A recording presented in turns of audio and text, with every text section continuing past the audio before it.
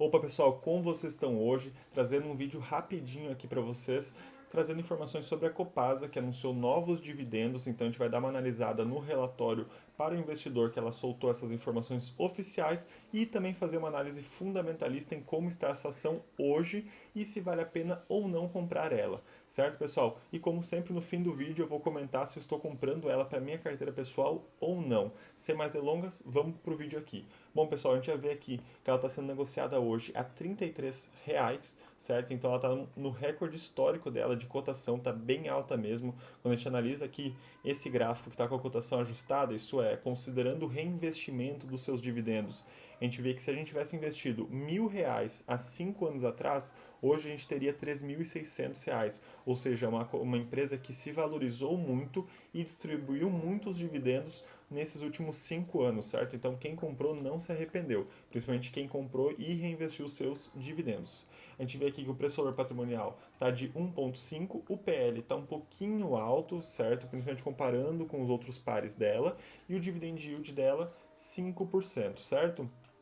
Atualmente a gente vê aqui que ela teve uma guinada de alta desde março desse ano. Ela chegou a bater 19, R$ 20 em março e depois disso ela só decolou, certo? Subiu ainda em torno de 33, 37% mais ou menos desde março. Então teve realmente uma crescente muito interessante. Bom, quando a gente analisa aqui a notícia, a gente vê que a Copasa vai distribuir 45 centavos para o acionista desse referente a esse último trimestre, certo? Então é uma distribuição muito interessante de dividendos. A gente vê aqui o que é muito importante entender, que para receber esses dividendos você precisa ter a ação até o dia 22 de setembro, certo? Então 22 de setembro é a data com. Então quem não tiver quem comprar a ação dia 23, 24, 25, enfim, pós isso não vai receber esse dividendo que será pago no dia 10 de novembro. Essa informação é do próprio relatório para investidor da Copasa, porém as datas estão no modelo americano, certo? Então primeiro vem aqui o mês e depois o dia. Então isso aqui seria 10 de novembro e não 11 de outubro, certo pessoal? 10 de novembro é a data do pagamento e a data com é dia 22 de setembro, onde será pago 44 centavos e mais muitos números centesimais depois, certo? Então 44 centavos vai ser uma distribuição total de basicamente 170 milhões de reais, certo? Então vem já de acordo com as outras distribuições de dividendos, bem parecido com a distribuição referente ao segundo trimestre, certo, pessoal? A gente ainda não tem. Isso aqui é JCP, certo? São juros sobre capital próprio, então você vai pagar 15% de imposto em cima disso. A gente ainda pode ser que receba uma distribuição de dividendos, que daí são isentos ainda, já que ela distribuiu no primeiro trimestre. Atualmente, durante esse ano, ela já acumulou R$ 1,35 de distribuição por cota, certo, pessoal?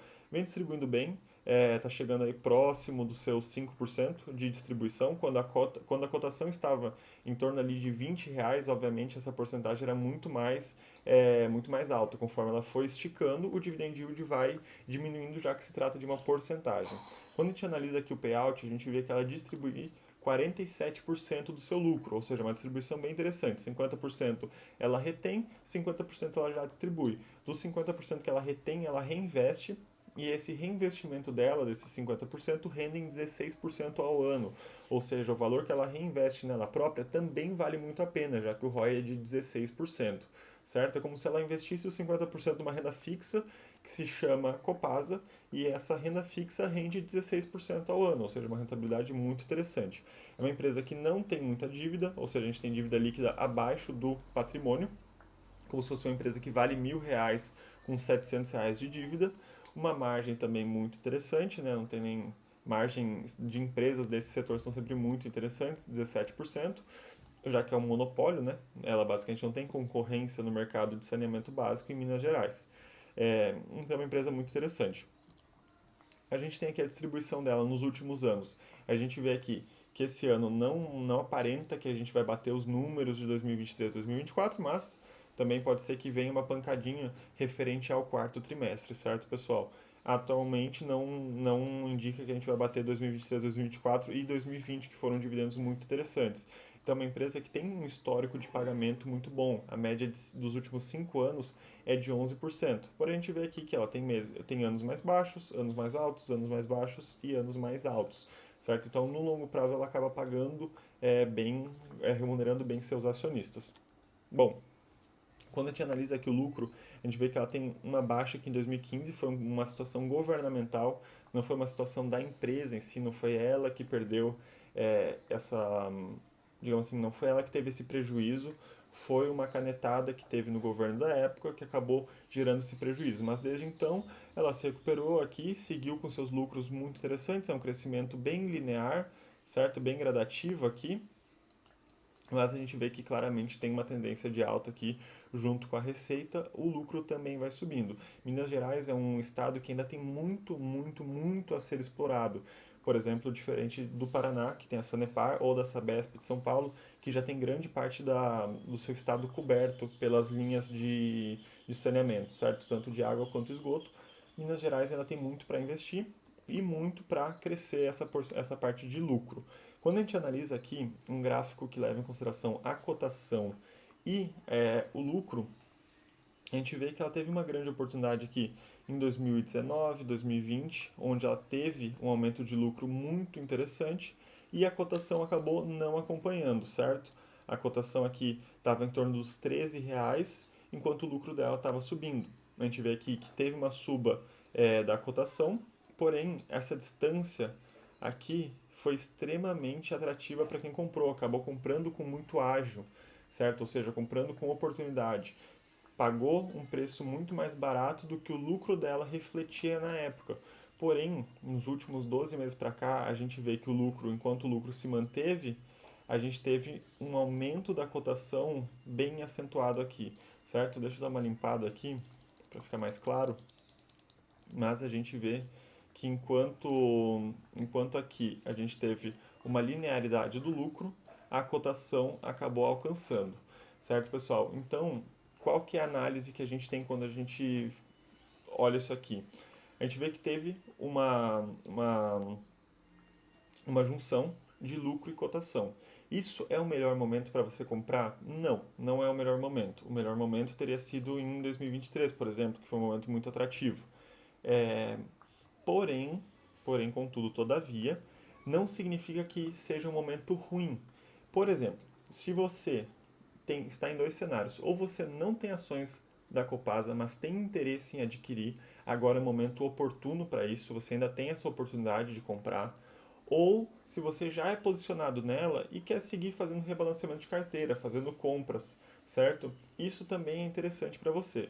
Agora, se você está comprando pensando numa rentabilidade de curto prazo, certo? Eu não acredito que seja um momento atrativo, porque lucros de empresas de saneamento não sobem de forma vertiginosa. É uma coisa mais gradativa, certo? Então, vamos pegar por aqui. Quando a gente analisa essa curva de lucro aqui, a gente vê que não é nada acentuado no curto prazo, diferente, por exemplo, de uma empresa de inteligência artificial ou uma empresa de tecnologia, que a gente vê, por exemplo, lá nos Estados Unidos, que o lucro cresce de forma extremamente apiculada, certo? Aqui não, aqui é diferente. Então, digamos que a grande oportunidade de investir já passou. Porém, se você quer colocar o primeiro pezinho na ação, eu acho que faz muito sentido. Para mim, eu já compro Copasa já tem muito tempo, desde essa época aqui de 19 e 20, certo? Então, comecei a comprar, ela estava em torno de R$ 15 à época. Eu comecei uma carteira do zero aqui no canal, uma carteira pública para mostrar para vocês, onde eu ainda não posicionei em Copasa e não vou posicionar agora. Então, eu estou dando mais espaço para empresas como, por exemplo, a Sanepar, que está num múltiplo mais barato, que, digamos assim, se a gente fosse colocar o gráfico da Sanepar aqui, é como se a Sanepar tivesse com um gráfico proporcional a como estava a Copasa em 2023.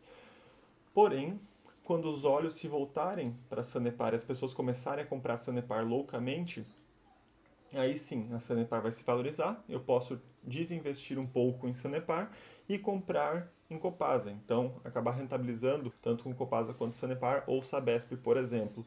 Porém, para mim, nesse momento, não vou fazer investimentos na Copasa, mas gostaria muito de saber qual que é a tese de vocês. Então, comentem aqui embaixo qual que é a tese, o que vocês acham da empresa, se vocês estão investindo ou não, se vocês já investem nela. Enfim, gostaria de saber a opinião de vocês, também feedbacks sobre o vídeo, qualidade do áudio, qualidade da imagem, qualidade das informações, tudo isso.